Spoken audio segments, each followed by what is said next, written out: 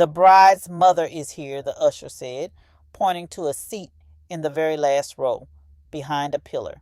The gilt-edged program slipped from my fingers, landing silently on the plush red runner. A cold, hard knot formed just beneath my ribs, a familiar stone of disappointment that had been growing heavier for years. I am the groom's mother. My name is Eleanor Vance. I am 82 years old, and my son, my only child, had just erased me, but they had made one catastrophic miscalculation.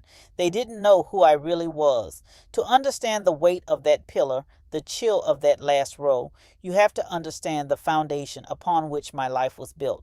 It was not a foundation of wealth or status or the shimmering hollow things my new daughter-in-law, Jessica, worshipped. It was a foundation of quiet work, of promises kept, and of a love so profound it still echoed in the silent corners of my small house. My husband Robert was a physics professor at the university.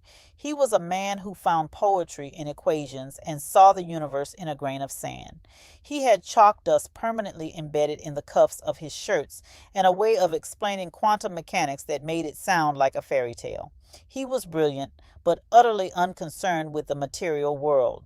Our first home was a tiny faculty apartment that smelled of old books and his pipe tobacco.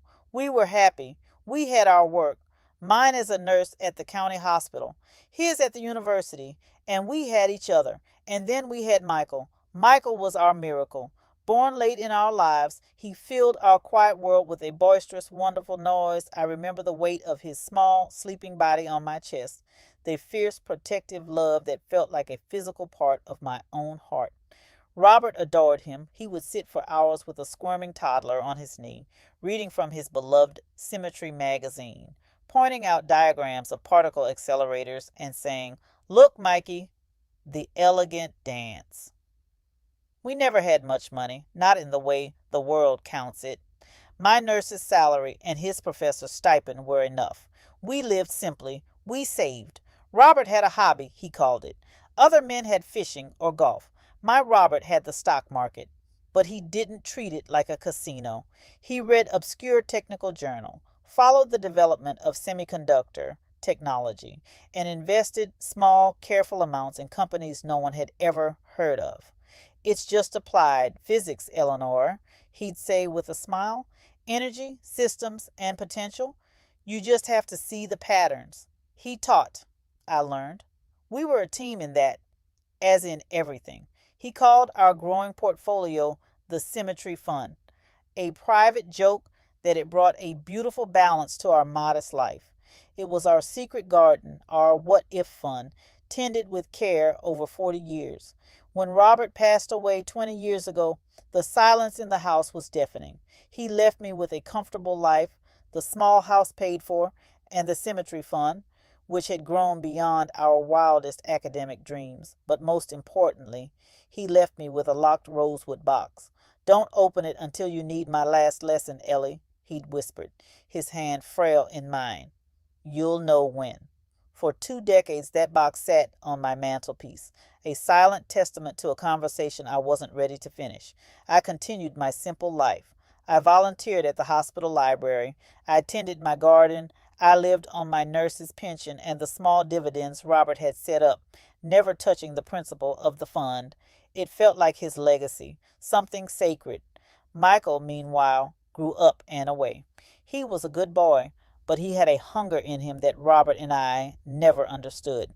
He wanted more recognition, more excitement, more things.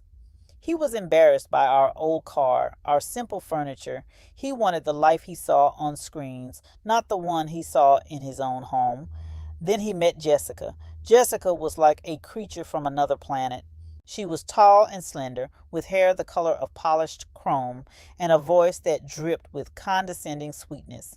She worked in brand management, a concept as foreign to me as cold fusion. She assessed our home with a cool, sweeping gaze the first time Michael brought her over. The air in my small living room, which had always smelled of cedar and old books, was suddenly thick with her expensive, cloying perfume. "Your home is so authentic," she said, her eyes flicking over the worn armchair where Robert used to sit. She said the word authentic as if it were a charming but slightly embarrassing substitute for taste. That was Jessica's first backhanded compliment, the first of 1,000 small cuts I would endure over the next 5 years. Their relationship was a whirlwind of consumption. Michael, who had never cared about brands, suddenly spoke a new language: designer labels, exclusive restaurants, boutique hotels. He was performing a version of success he thought she wanted, and she was the eager director of the show. The financial ledger began then. It started with a phone call. Mom, Jess and I found the perfect condo. The only thing is the down payment is a little steep. We're just a bit short. How much? I'd asked, my hand tightening on the receiver. 50,000, he said, the number tumbling out of him casual and quick as if he were asking for $1 for the bus. $50,000. It was nearly all of my personal savings, the money I had put aside from my pension over decades, my what if fund. What if the roof leaks? What if the car dies for good? I could hear Robert's voice in my head, gentle and practical. It's for Michael, Ellie. I wrote the check. It felt like tearing a page out of my own history.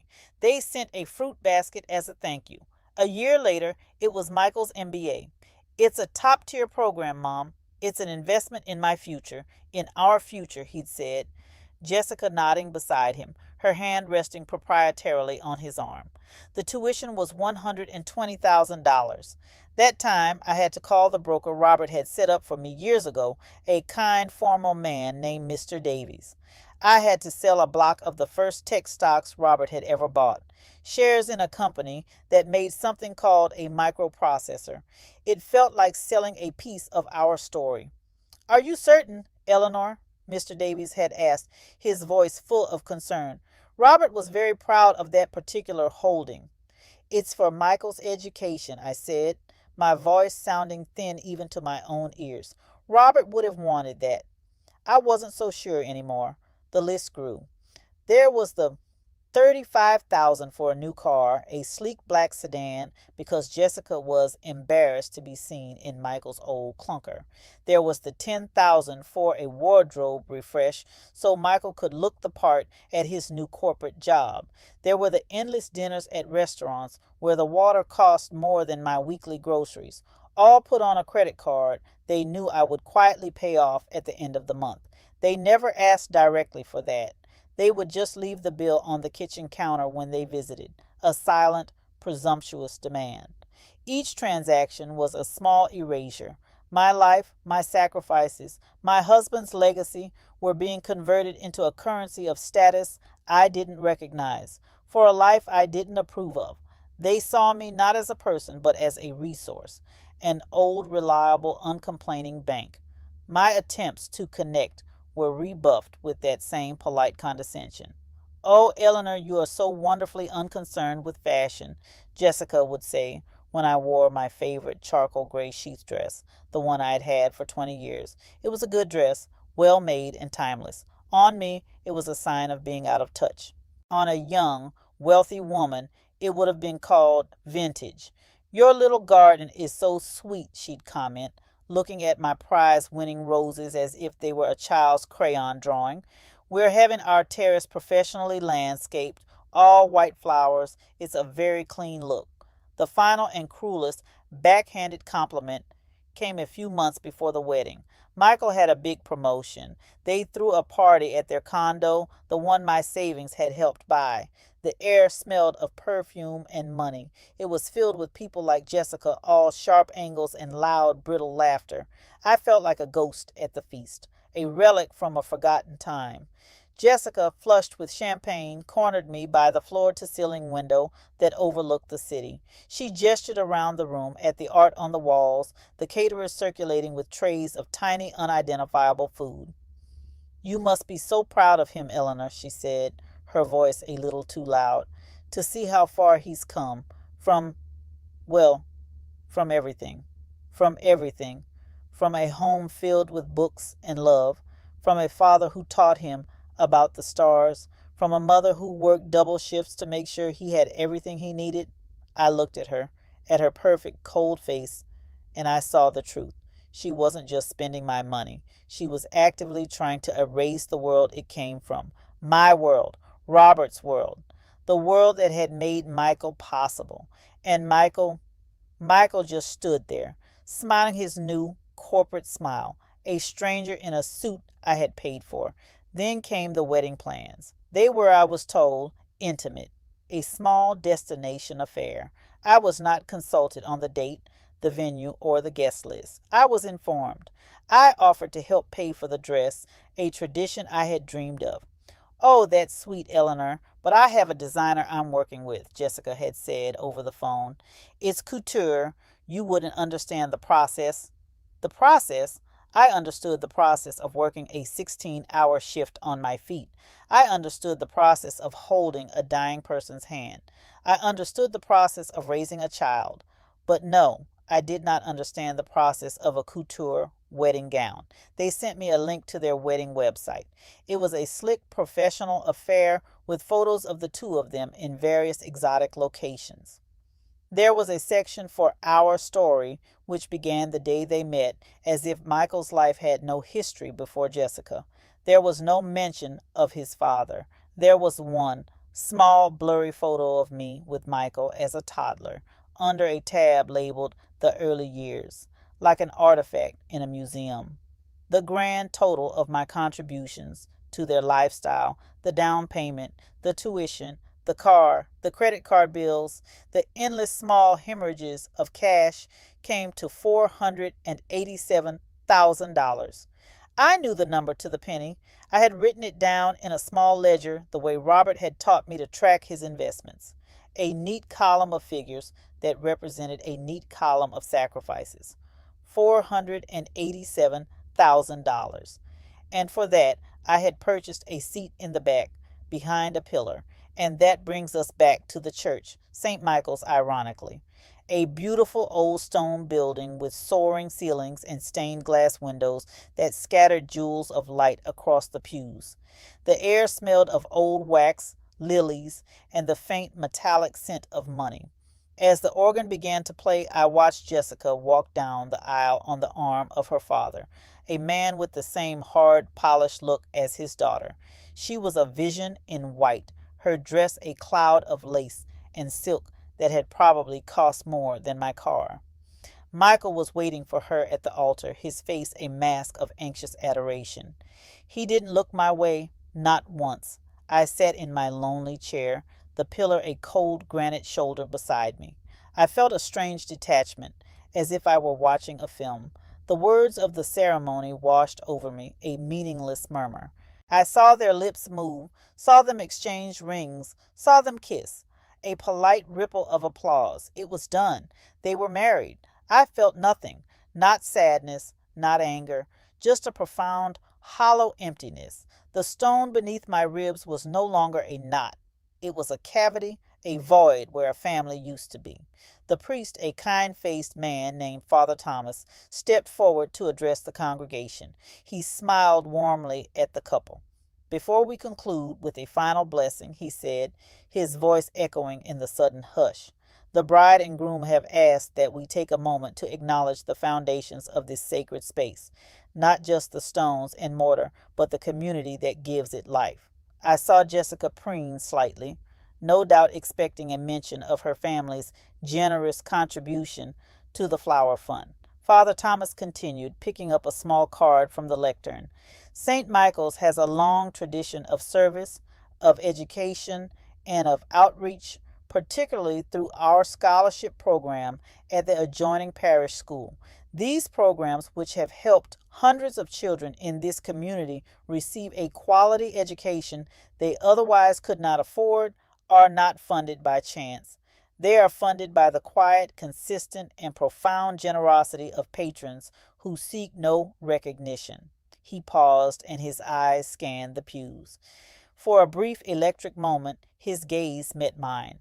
A flicker of recognition, of warmth. I gave a tiny, almost imperceptible shake of my head. He gave a small, understanding nod in return and looked back at his card. While they have always insisted on anonymity, he went on, his voice ringing with a new clarity, the parish council and I felt that on a day of such joyous union, it is only right to acknowledge the single greatest benefactors in this church's 100-year history. The family whose unwavering support built the new school wing, endowed the scholarship fund in perpetuity, and in a very real sense, are the reason we are all sitting in this beautiful restored sanctuary today. A murmur went through the crowd. I could see Jessica's father lean forward, a look of puzzled curiosity on his face. Michael looked confused, glancing at Jessica as if for a cue. Father Thomas took a breath. And so, with deep gratitude, we wish to honor the memory of the late Professor Robert Vance and the continuing legacy of his beloved wife. He paused, his eyes finding me again, this time holding my gaze across the vast, suddenly silent space. Eleanor Vance. The silence in the church was no longer polite. It was absolute. It was a physical presence, a heavy blanket that smothered all other sound. My name, spoken aloud, hung in the air like a struck bell. Eleanor Vance. I watched as every head in the front 10 rows turned, slowly, inexorably, to look for the source of the name. They scanned the faces of the well-heeled guests, the women in their designer hats, the men in their tailored suits. Their eyes passed over the back row, over the pillar, dismissing it as the service section. Then one person, an elderly woman who had been in the parish for 50 years, recognized me. Her eyes widened. She nudged her husband. He turned. He pointed. A slow, undeniable wave of recognition rippled through the church, moving from the back towards the front, a tide of whispers and turning heads. I saw the exact moment the wave reached my son. His head whipped around, his eyes wide with disbelief. He stared at me, his mouth slightly agape. It was a look I hadn't seen since he was a small boy who had just seen his first magic trick. But the real show was Jessica. Her head turned with the reluctant, creaking slowness of a horror movie automaton. Her perfectly made-up face was a mask of confusion, which quickly curdled into disbelief, then into a pale, sickly horror. Her eyes, which had looked at me with such cool dismissal for 5 years, were now locked on mine, wide and searching. The mask was cracking. I could see the frantic calculations whirring behind her pupils. Eleanor Vance, my dowdy, quiet, out-of-touch mother-in-law, the source of that? She looked from me to the soaring arches of the church, to the magnificent stained glass window depicting St. Michael, the window whose restoration Robert had personally funded 30 years ago. She looked at the polished pews, the gleaming organ pipes, and for the first time she wasn't just looking at things.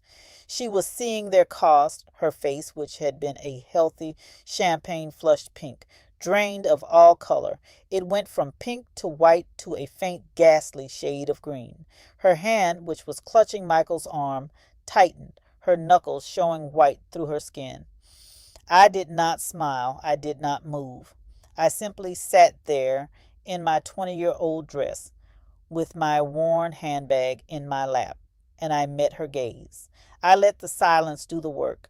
I let the weight of Robert's legacy, of my quiet, steadfast life, press down on her. In that moment, in the opulent church filled with her chosen people, she was the one who was small. She was the one who was out of place.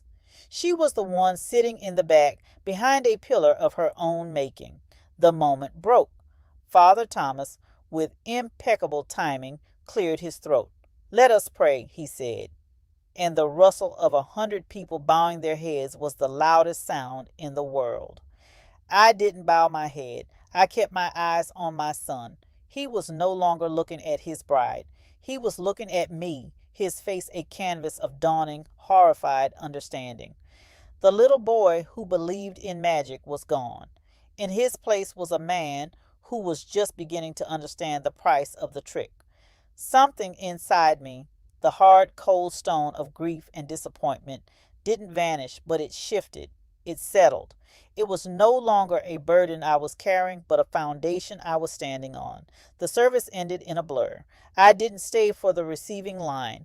As the guests began to file out, chattering with a new, excited energy, I slipped out a side door into the cool afternoon air.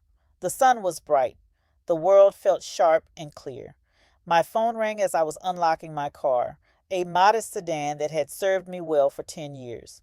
It was Michael. I let it ring. It rang again. I silenced it and dropped it into my handbag. As I drove away, I looked in the rearview mirror. I could see the guests spilling out onto the steps of the church, a riot of pastel and black. I could see Jessica, a frantic spot of white, her head turning this way and that. She was looking for someone. She was looking for me. For the first time in 5 years, I felt a sensation that was not resignation or quiet pain. It wasn't joy. It wasn't triumph. It was the calm, cold, clarifying feeling of a debt being settled. The ledger was balanced, and I was free. The drive home was quiet. The phone buzzed in my bag, a persistent, desperate vibration. I ignored it. When I got home, the little house was just as I'd left it. It didn't smell of perfume or money. It smelled of me, of Robert, of cedar and books, and a life lived with intention. My sanctuary, my truth. I made myself a cup of tea and sat in the worn armchair by the window. On the mantelpiece, the rosewood box caught the afternoon light. Robert's last lesson. I walked over and picked it up. The wood was smooth and cool beneath my fingers. For 20 years I had been afraid to open it, afraid of the finality of his last words. Now, I wasn't afraid anymore. The key was small, brass, and tucked away in my jewelry box. The lock turned with a soft, satisfying click. Inside, nestled on a bed of faded blue velvet, was not a long, sentimental letter. It was a single, crisp sheet of paper, folded in half, and resting on top of it was a business card. The card was simple, elegant, off-white cardstock with embossed lettering. Davies and Associates, it read. Mr. Charles Davies, Senior Partner. Below his name was a phone number and an address in the city's financial district. I already knew this man. He was my broker, the man who handled the cemetery fund. But this was his private line. I unfolded the paper. Robert's handwriting, the familiar, precise script of a man who dealt in absolutes, filled the page. My dearest Eleanor, it began. If you are reading this, it means you have finally reached the point where you need my last lesson. I am sorry for whatever pain brought you here, but I am not sorry for the lesson itself. It is this. Generosity is not a virtue if it is not met with gratitude. It is simply a transfer of power. And you, my love, have given away enough of your power. You were always the stronger one, Ellie. I was the dreamer. You were the one who kept our feet on the ground. You managed the world so I could be lost in my thoughts. You thought the cemetery fund was my hobby. In a way it was, but it was also my gift to you. My apology for all the times I was staring at the stars instead of at the bills. It was my way of ensuring that you would never, ever be beholden to anyone. The fund is much larger than I ever let on. Charlie Davies knows the full extent of it. He has been my friend and confidant for 30 years. He will be yours now. Listen to him. He is a good man. The second part of the lesson is this. You do not owe anyone a life they are not willing to earn, not even our son. You gave him roots. If he chooses to forsake them for shallow ground, that is his failing, not yours. You cannot save him from himself. Use the fund. Use it for yourself. Use it to travel. Use it to build something. Use it to find joy. Or don't use it at all and let it sit as a monument to a life well lived. The choice is and always has been yours. You are not a resource to be tapped. You are the source. All my love forever. Robert, tears streamed down my face. Not tears of sadness, but of a profound, soul-shaking release. For 20 years I had been living as a widow, a custodian of my husband's memory. In one letter, he had given me permission to be the architect of my own future. He had seen it all coming. The dreamer had been a pragmatist after all. The phone rang again. This time I answered it. Mom? Michael's voice was thin, strained. Mom, what was that? What did Father Thomas mean? I took a deep breath. My voice, when it came out, was different. It was no longer the voice of a woman asking permission to exist. It was calm. It was clear. It was my own. He meant exactly what he said, Michael, but that's impossible. I never knew. No, I said, the word a small, hard stone. You never asked. There was a silence on the line, filled with the static of his confusion. Then a different voice, Jessica. Eleanor? What is going on? You made a fool of us. You deliberately deceived us. There it was. The pivot from confusion to accusation. The deflection. It was so predictable. Deceived you, Jessica? I asked, my voice still quiet. By living my life? By honoring my husband's wishes for his legacy to remain private? This changes things, she stammered. We need to talk. You need to come back to the reception. People are asking questions. No, I said. I don't think I do. I have been sitting in the back for a very long time. I find I rather like the view from the front. I hung up the phone. The next morning I called Mr. Davies. Eleanor, he said, his voice warm but professional. I was expecting your call. I spoke with Father Thomas yesterday. A beautiful ceremony, I hear. It was illuminating, I said. I drove into the city that afternoon. The offices of Davies and Associates were on the top floor of a glass and steel tower that scraped the sky. The air inside smelled of leather, expensive coffee, and quiet power. Mr. Davies was older than I remembered, with kind eyes and a firm handshake. He led me into a corner office with a view that stretched all the way to the harbor. Robert was a genius, he said, gesturing for me to sit. Not just in physics, he saw the world as a series of interconnected systems. He saw the potential in things long before anyone else. He bought into a little company that was trying to sell books online in 1997. He invested in a man building electric cars in his garage in 2008. He called it investing in elegant solutions. He slid a thick, leather-bound portfolio across the vast mahogany desk. He also instructed me to never show you the full picture unless you asked for it yourself. He wanted you to have the life you chose, not the one that was chosen for you by a number on a page. I opened the portfolio. The numbers were staggering, page after page of holdings, assets, and properties. Robert hadn't just been a hobbyist, he had been a visionary. The Symmetry Fund wasn't a nest egg. It was an empire, a quiet, unassuming, multi-generational fortune. The final figure at the bottom of the summary page made me feel dizzy. $78 million. $78 million. And I had been agonizing over a $50,000 check. A cold clarity washed over me. The anger I had suppressed for years finally surfaced, but it wasn't hot and messy. It was a cold, sharp, diamond-hard fury. Mr. Davies watched my face. They did what? He asked. His voice, usually a calm baritone, had a sharp edge of granite. He had clearly heard about the wedding.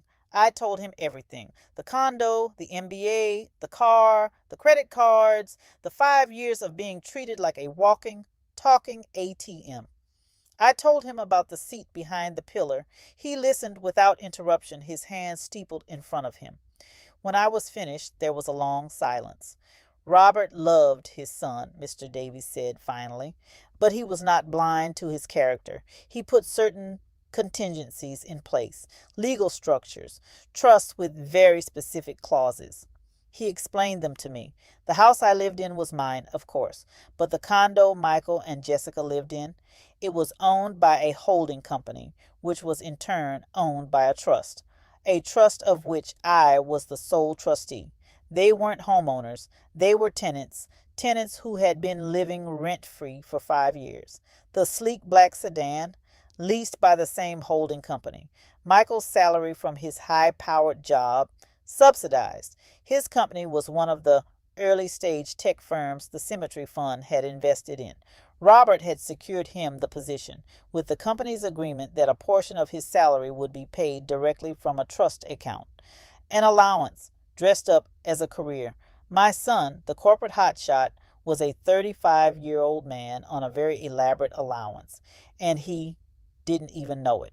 The entire edifice of their life, Eleanor, Mr. Davies said, his voice gentle, is built on a foundation that you control. You can let them continue living in it, or you can reclaim the property. The first step was quiet, practical. I went to a locksmith, a young man named Marco, with kind eyes and hands stained with grease. As he fitted new high-security locks on my doors, he must have seen something in my face. Bad breakup, he asked gently. Something like that, I said. A long overdue one. He finished his work testing the new key.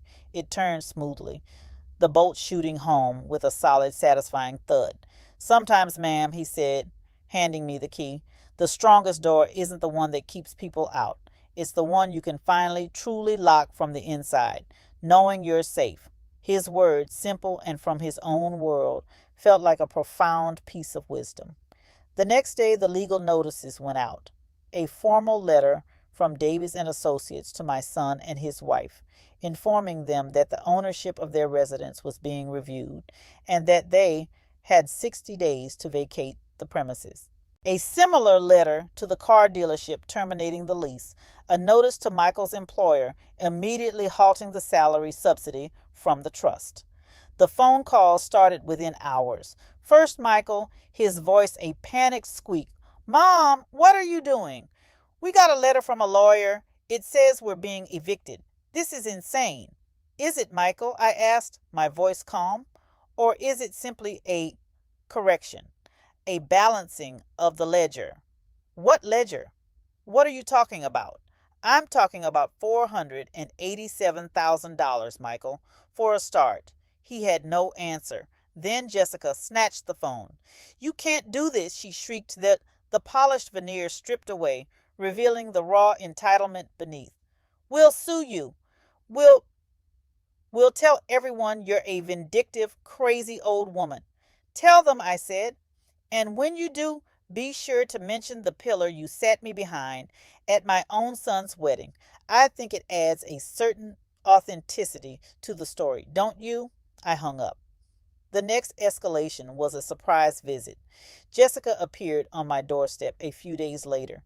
She had tried to compose herself, to put the mask back on, but it was ill-fitting. Her eyes were puffy, her power suit wrinkled. Eleanor, she began, trying for a tone of weary reasonableness, we need to talk. This has all been a terrible misunderstanding. Has it? I asked, not opening the screen door. Look, we can start over. Michael and we're willing to forgive you for the scene you caused at the wedding. I almost laughed. Forgive me. The audacity was breathtaking. There's nothing to forgive, Jessica, I said. And there is no we to start over. There is you, and there is me, and I am no longer interested in playing a part in the life you've designed. Her face hardened. You're throwing your own son out on the street. What kind of mother does that? The kind of mother who finally realized she raised a man who would allow his wife to seat her behind a pillar. Her final card was a threat veiled as concern.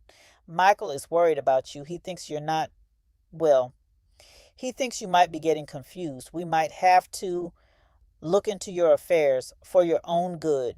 Gaslighting, the last resort of the desperate. My affairs are in excellent order, Jessica, I said, my hand resting on the new solid lock. I suggest you start looking into your own. I closed the main door in her face. The solid thud was the most satisfying sound I had heard in years. A week later, the official-looking envelope arrived. They had done it. They had filed a petition with the court for conservatorship, claiming I was mentally incompetent and incapable of managing my own finances. The hearing was set. This was their final desperate play. I sat alone in my quiet living room that night, the legal papers on the table beside me. For the first time, a flicker of doubt entered my heart. I looked at a photo on the mantelpiece, one of Michael as a little boy, no older than 5. He had a gap-toothed smile, and he was holding up a dandelion for me. I remembered the feeling of his small, sticky hand in mine, the absolute, uncomplicated love in his eyes. Was this justice, or was it a form of cruelty? Was I destroying my son to prove a point? The grief I felt in that moment was sharp and real. Grief for the little boy in the picture, grief for the man he had failed to become, grief for the family that was now just a collection of legal documents and bitter memories. I picked up the photo. I could almost feel the weight of him on my shoulder, the dampness of his breath as he slept. My son, my baby. Then I remembered Jessica's sneer. Well, from everything. I remembered the coldness in Michael's eyes as he stood at the altar, looking right through me. I remembered the chill of the stone pillar against my back. My resolve hardened. This wasn't about revenge. It was about truth. It was about reclaiming the story of my life, a story they had tried so hard to edit and revise. I put the photo down. I picked up the phone and called Mr. Davies. "They've scheduled the hearing," I said. "I know," he replied, his voice calm, "and we will be ready." He suggested a final piece of preparation. A charity gala for the city museum was coming up. Jessica and Michael were on the junior benefit committee. It was their signature social event of the season. "They will be there performing their wealth and status for all to see," Mr. Davies said. "It is the perfect venue, not for a confrontation, for a clarification." I understood. The hearing would be a private legal matter, but the court of public opinion, the one Jessica and Michael lived and died by, required a different kind of testimony. The night of the gala, I looked at myself in the mirror. I was not wearing my 20-year-old dress. On Mr. Davis's advice, I had gone to a quiet, elegant boutique and purchased a single, beautiful outfit. It was a simple, floor-length gown of the deepest midnight blue silk. It had long sleeves and a modest neckline. It was not flashy. It was not couture. It was just quality, the kind of quality that doesn't need to announce itself. Around my neck, I wore the only piece of jewelry Robert had ever given me besides my wedding ring, a single, perfect pearl on a thin gold chain. I entered the museum. The air was thick with the scent of lilies and ambition. The great hall was thronged with the city's elite, a sea of black ties and glittering gowns. I saw them almost immediately. Jessica was holding court near the grand staircase, resplendent in a shimmering backless gown of silver sequins. Michael stood beside her, a handsome, smiling accessory. They looked like a king and queen in their self-made kingdom. They didn't see me. I was just another older woman in a dark dress, invisible to them. I moved through the crowd, taking a glass of water from a passing waiter, and found a quiet spot to watch. The main event of the evening was a live auction to raise funds for the museum's arts education program. The final item was the big one, the naming rights to a new scholarship for underprivileged students. The bidding was fierce, quickly climbing into the tens of thousands. It came down to 2 bidders, an old money industrialist and a new money tech baron. Then from the side, a new voice. $100,000. It was Michael. He was standing, his arm raised, a triumphant smile on his face. Jessica beamed at him, squeezing his arm. A wave of applause, and impressed